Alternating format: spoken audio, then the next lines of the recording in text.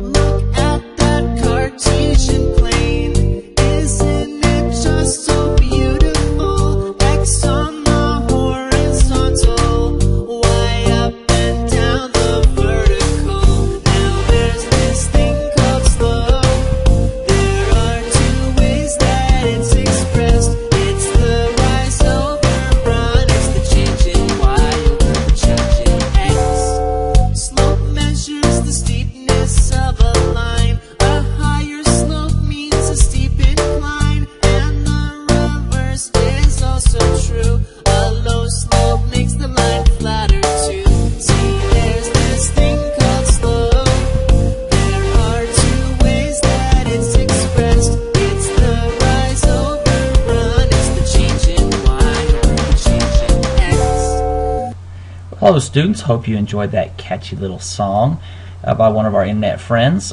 Today's lesson we're going to talk about the slope formula. So go ahead and take out your notes and let's get started. The first thing we're going to do is a little review. We're going to use the graph below to find the slopes of the lines of A, B, C, and D. Okay, so let's find the slope of line A. Line A. Alright. Now we'll notice it goes down from left to right, so remember that's nice negative because we can go down the hill nice and easy, and so I know it's going to be a negative. And to be able to find the slope, I want to just find 2 points on the line. So here's a point, a nice point for me, and let's just find another nice little point that looks like a nice point too. And I'm going to measure the slope between those 2 points by doing taking delta y, the change in y, over the change in x. So I'll start at this point and I'll go down to the next point. So I go down 1, down 2. So I went minus 2.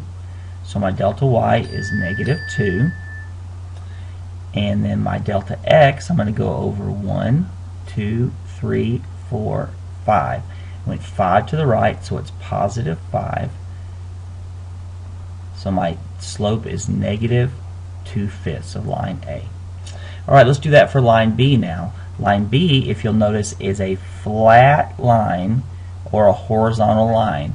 If you remember from Slope Dude, if it's a flat or a horizontal line, it has a 0 slope. So the slope of line B is going to be 0.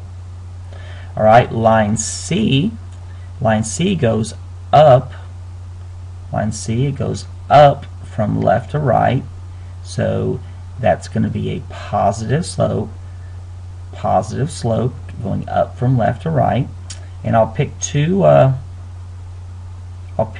points on that line, so there's a good point to pick, and why don't we just say let's pick that point right there.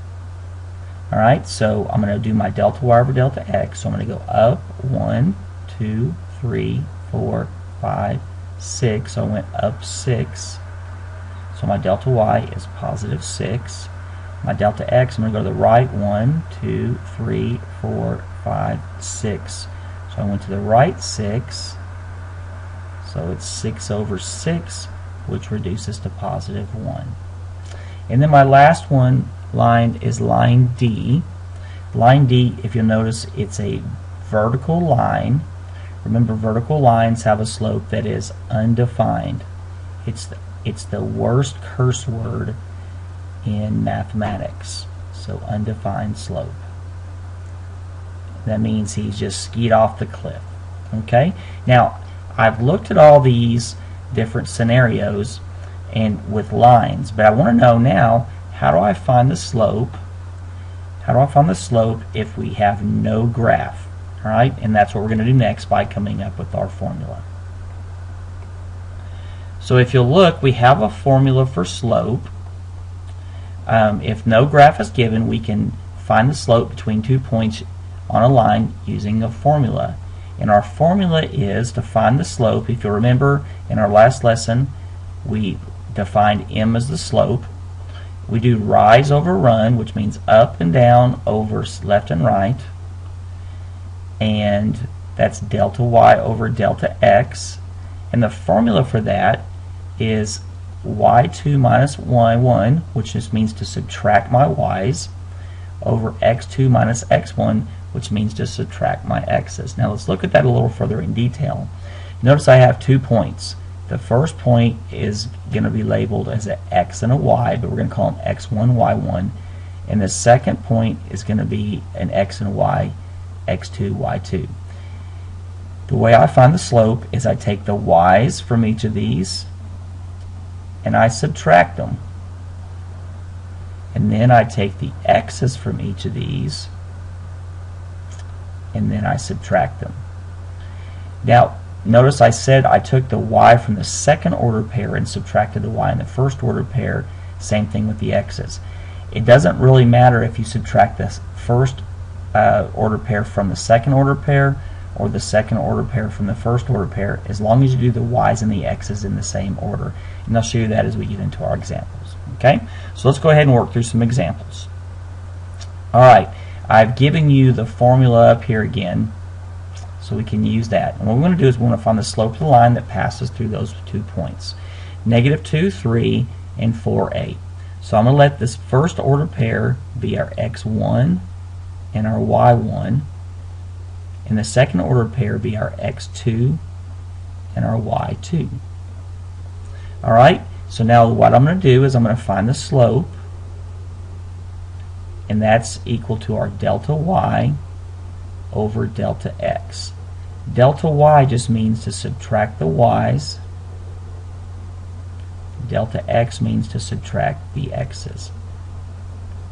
I don't necessarily want you to have to remember this formula. What I want you to memorize or learn is that slope is delta y over delta x. And delta means the change in, and we find the change in by subtracting. Okay? So let's go ahead and do this. Our y2 is 8. Subtract our y1 is 3. Over our x2 is 4. Subtract our x1. Our x1 is -2. So I'm going to have it subtracting a negative.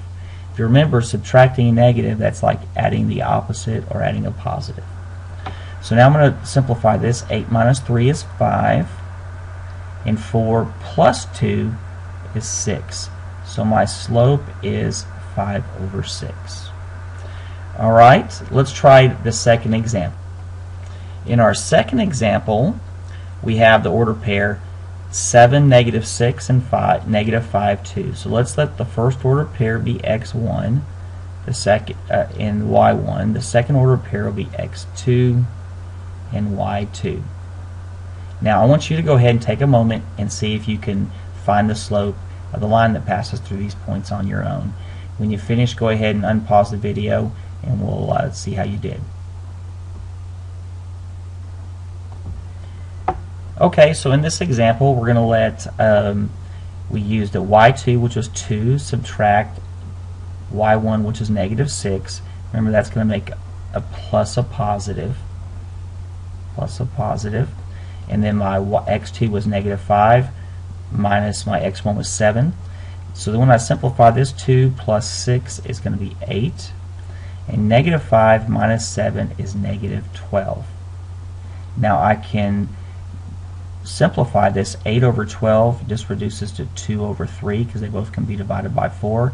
And a positive divided by a negative is a negative. It doesn't matter if I put the negative in front, the negative with the top, or the negative with the bottom, as long as I have it there only once. Okay, so our slope is -2 over 3. On to our next example, example 3. Find the slope of the line that passes through the points 1, 2. So I'm going to let that be my x1, my y1, and 5, 2, x2, and y2.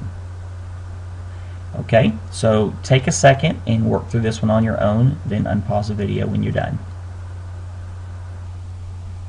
Okay, so as you work through this one, you should have gotten 2 minus 2 over 5 minus 1. 2 minus 2 is 0. 5 minus 1 is 4. Now if you take your calculator and you divide this out, 0 divided by 4 or 0 divided by anything is just 0. So based on our slope being 0, what kind of line do you think we have? If you said horizontal, then you are correct. This represents a horizontal line. Okay? Alright, on to our last example. Find the slope of the line that passes through the points 2, 1 and 2, 5. Go ahead and try this one on your own, and then we'll look and see how you did. Okay, in this one, you should have had 5 minus 1 over 2 minus 2. 5 minus 1 is 4. 2 minus 2 is 0. If you type this in your calculator, 4 divided by 0, you're going to get an error.